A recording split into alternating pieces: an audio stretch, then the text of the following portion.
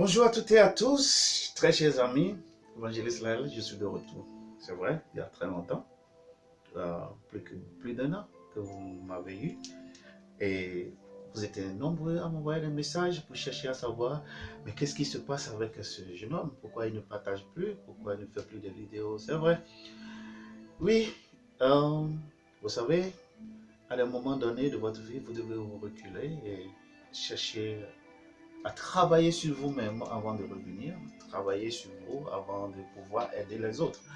Ce que j'ai eu à faire entre-temps, et me voilà de retour, et je suis venu avec de très bonnes nouvelles, avec de très bons sujets, et que vous allez vraiment aimer, savourer. Ce serait totalement quelque chose, toute chose, totalement du nouveau.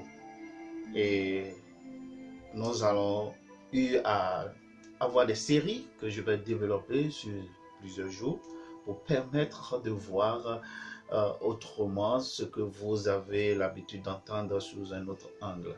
Alors, me voici de retour et je vous propose aujourd'hui ma toute première série, le karma. Le karma. Et aujourd'hui, nous allons découvrir le karma dans la Bible. Voilà. Le karma, c'est un mot que beaucoup de personnes, en particulier les chrétiens, je m'excuse, n'apprécient pas beaucoup, n'aiment pas beaucoup le prononcer. Et il y a beaucoup de personnes qui confondent le karma et le péché aussi. Le karma n'est pas le péché en réalité.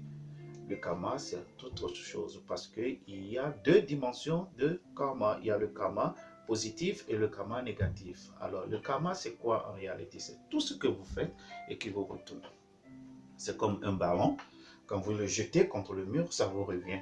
Alors, le karma est tout ce que vous avez préparé aujourd'hui, vous allez le manger demain. Comme on le dit en tout, pour le dire simplement. Le karma, c'est toute chose, toute action, toute parole, je le répète encore, qui vous revient en retour. Ce qui veut dire que quand vous insultez quelqu'un, quelqu'un vous insultera, qui va vous insulter demain. Quand vous donnez à quelqu'un, quelqu'un vous le donnera demain.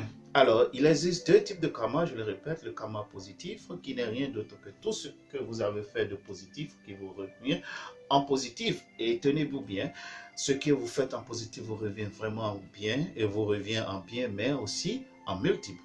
Et gardez que tout ce que vous faites du mal, c'est le karma négatif et il vous revient en négatif. Alors, où se trouve le karma dans la Bible aujourd'hui? Le mot karma n'a pas été prononcé comme ça dans la Bible, qu'on me dit que voici le mot karma dans la Bible. Mais il y existe des versets qui définissent simplement ce que je viens de dire tout à l'heure. Alors, dans le livre de Matthieu, allons regarder rapidement. Dans le livre de Matthieu, comme d'habitude, nous allons nous baser sur la Bible. Et c'est le seul livre que je connais le mieux, le seul livre saint que je connais le mieux. Et c'est celui-là où je cherche les références. Alors, Matthieu, verset 26, Matthieu chapitre 26, excusez-moi, verset 52. Matthieu 26, verset 52, il dit, alors Jésus lui dit, remets ton épée à sa place, car tous ceux qui prendront l'épée périront par l'épée. Remets ton épée à sa place. Alors, chers amis, Jésus a été clair. J'ai voulu utiliser ce verset en premier parce que beaucoup sont ceux-là qui disent que quand tu viens à Jésus-Christ, tous tes péchés sont pardonnés. Oui, d'accord. Mais il y a un autre processus que vous devez comprendre, que vous devez changer de comportement. Quand vous venez à Jésus-Christ et que vous continuez de faire du mal à quelqu'un, le mal vous reviendra. Si vous devez quelqu'un, quelqu'un d'autre va vous devoir. Donc, si vous venez à Jésus-Christ, c'est très simple. Quand vous regardez tout le parcours de Jésus-Christ, la Bible a dit, ça a été clair dans le livre des Hébreux, nous n'avons pas simplement un souverain sacrificateur, nous avons un souverain sacrificateur qui a été aussi tenté comme nous, mais qui est resté sans péché.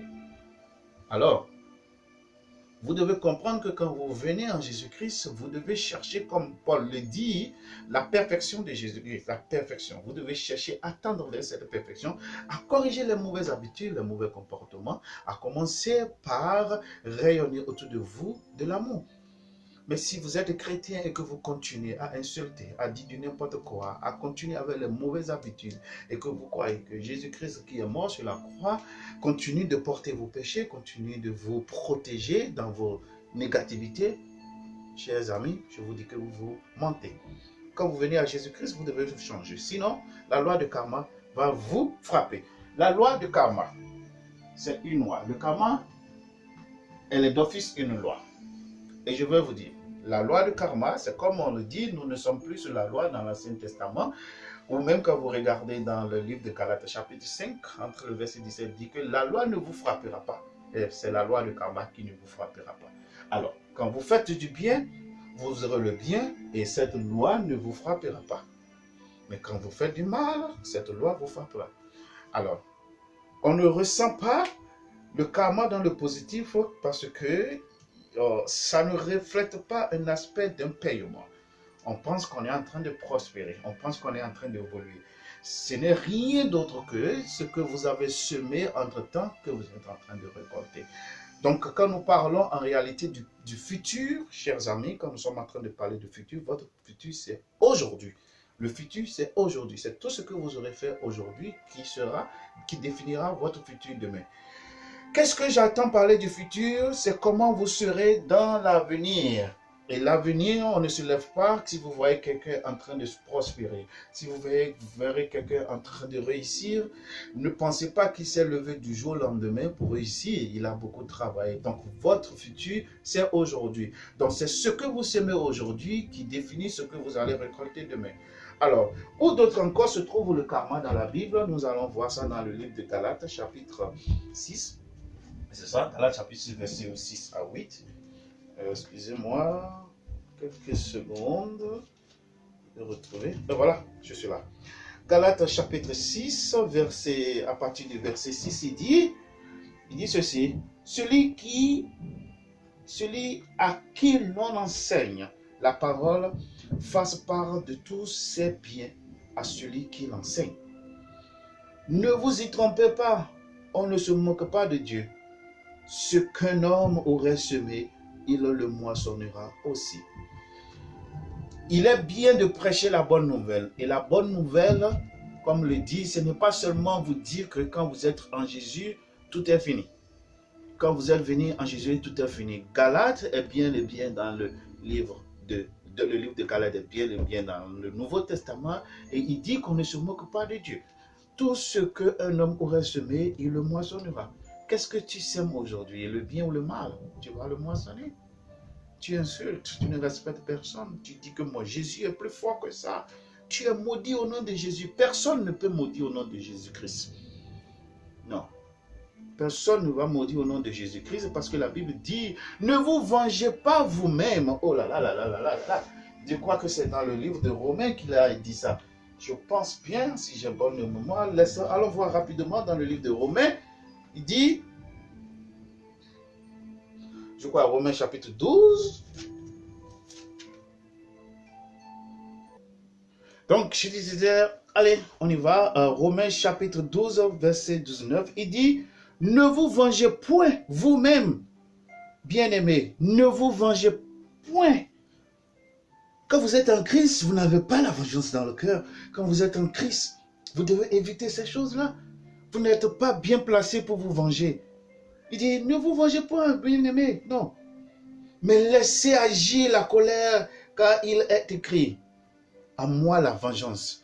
Laissez l'univers, le Dieu de l'univers, vous venger. Laissez le Dieu de l'univers prendre votre part.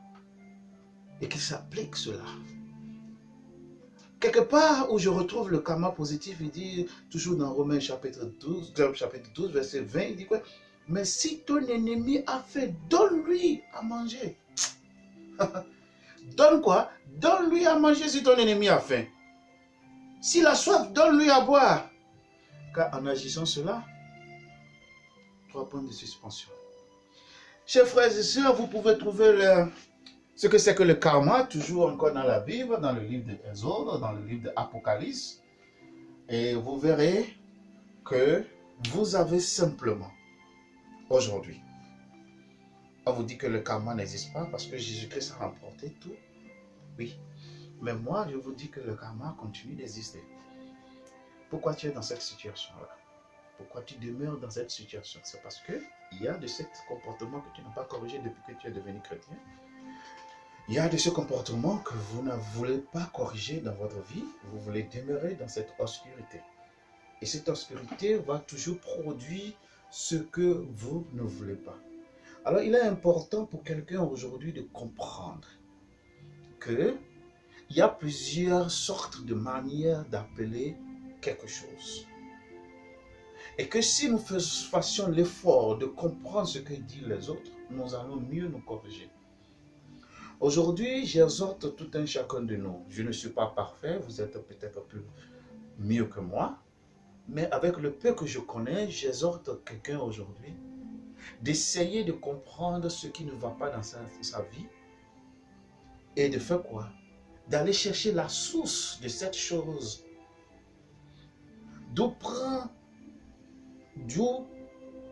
Où est-ce que cette chose prend source pour se développer dans votre vie? Parce qu'avant que quelque chose ne soit physique, elle est d'abord spirituelle.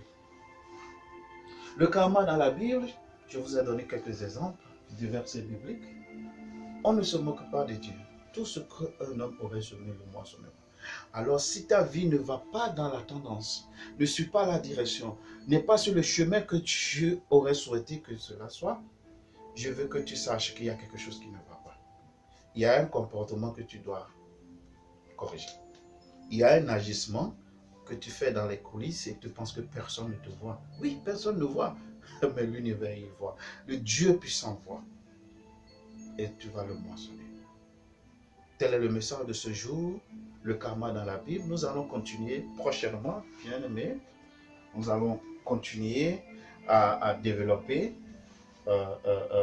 le sujet du karma. Et je vais vous parler désormais comment annuler les karmas négatifs. Qu'est-ce qu'il faut faire pour annuler les karmas négatifs? Nous allons plus nous focaliser désormais sur le karma négatif et comment annuler le karma négatif. Nous allons parler de ça demain et très prochainement dans la prochaine vidéo. Et quelles sont les lois? Nous allons parler des 3 lois fondamentales dans ma prochaine vidéo. Parce qu'il y a d'autres lois qui viennent maintenant annuler le négatif que vous avez fait, que vous avez produit il y a antérieurement. Donc, chers amis, je vous aime, me voici de retour.